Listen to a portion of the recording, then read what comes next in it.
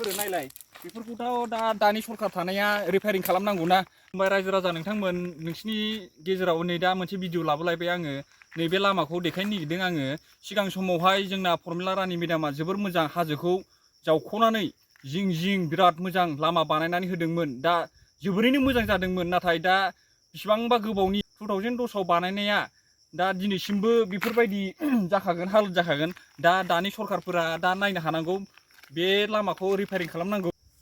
क'क्राझार जिल्लानि सिङाव थानाय चक्रशिला नैबे गामिया नायगावसिम थाङो। दा बिनि लामाया जोबोरैनो गाज्रि जाबाय। दा बेफोरखौ दानि सरखार थानाया रिपेयारिं खालामनांगौ।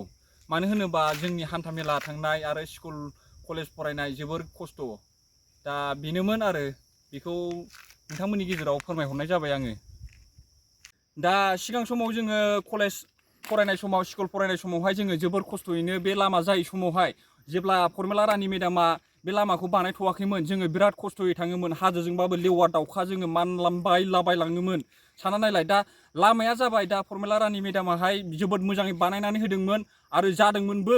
जोङो लाइटबो होदों। ओमफ्राय दानि सरखाराथ' बेखौ रिपेयारिं खालामफिननांगौ ना। बेखौथ' ओरैनो दोनसोनानै दोनबाथ' जायाना। मानि थाखाय बेफोरखौथ' नोङो दा रिपेयारिं खालामफिनबासो मोजां जागोन। नंगौना नङा रायजो राजा नोंथांमोन एसे कमेन्ट बक्सआव फोरमायहर आरो माबोरै मोनदों। बे भिडिअनि गेजेरजों आङो नोंसिनि गासैनोबो फोरमायहरनाय जाबाय लामाया माबायदि हालोदाव दङ। कलेज थांनाय स्कुल थांनाय गासैबो खस्थ' जायो। हान्था मेला खालामनाया जोंना बेफार फालांगिफोर खालामोबा बिराद खस्थ' जायो। नै दा नायनो हागोन अन्थाइफोरा गजोब्बाय। नै बेफोरो नायलाय बेफोरखौथ' दानि सरखार थानाया रिपेयारिं खालामनांगौ ना। मानि थाखाय बेफोरखौ नायनो हायासै मा नायस'ना नामा? दा बेहाय चक्रशिला वाइल्ड लाइफ सेन्चुरि जालायनानै बेफोरखौ मानो नायनो हायाखै? दा बियो बे लामाया चक्रशिला टु मालसिंफारासिम लामाया जोबोर गाज्रि आरो मालसिंफारानिफ्राय डाइरेक्ट नायगाव थांनाय बेफोरखौथ' नायनो हानांगौना दानि सरखारा मानो नायनो हायाखै? दा बिनि गेजेराव आङो नोंसोरनो बेखौल' फोरमायबाय रायजो राजा नोंथांमोन बेफोरखौ नायनानै नोंथांमोना कमेन्ट बक्सआव खालामहरबानो जाबाय। आंनि बुंनाया माबाफोर गाज्रि जादों नामा रायजो राजा नोंथांमोन? बेफोर लामाखौ बानायनांगौ ना बानायनाङा जाखो? सिगां समावथ' जोबोरैनो मोजां बानायदोंमोन नंगौना नङा? ओमफ्राय नाथाय दा थानाय सरखारा मानि थाखाय बेफोर लामाफोरखौ मानो रिपेयारिं खालामा? आंनि बुंनाया माबाफोर गोरोन्थि आरो भुल जायोबा आंखौ निमाहा खालामबानो जाबाय। बे भिडिअनि गेजेरजों आं बुंनाय जाखाबाय। गोजोन्थों। खुलुमबाय रायजो राजा नोंथांमोनखौ। फर्मुला रानि मेदामा सिगां समावहाय 2010आवनो बानायदोंमोन। जोबोर मोजां बानायदोंमोन। बे हाजोनि लामा बानायदोंमोन। जिं हाजोखौ सिनखावनानै मोजां बानायदोंमोन। ओमफ्राय नाथाय दानि सरखारफ्रा मानो बेफोरखौ नायनाया? मानि थाखाय? बेजोंनो हान्थामेला जोबोद खस्थ' जायो थांलाय फैलाया। नायनो हागोन नै बेफोरखौथ' रिपेयारिं खालामनांगौ ना दानि थानाय सरखारा।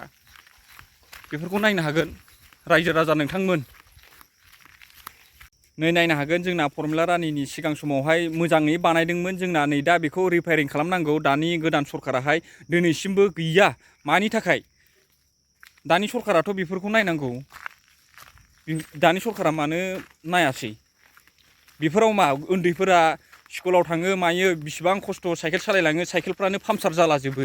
नायनो हागोन सिगां समाव फर्मुला रानि मेदाम बानायनाय समाव जोबोर मोजां जादोंमोन लामाया। ओमफ्राय नै दा मानि थाखाय नायस'ना बे लामाया? बेफोरो दानि सरखारफ्रा मानो नायस'ना?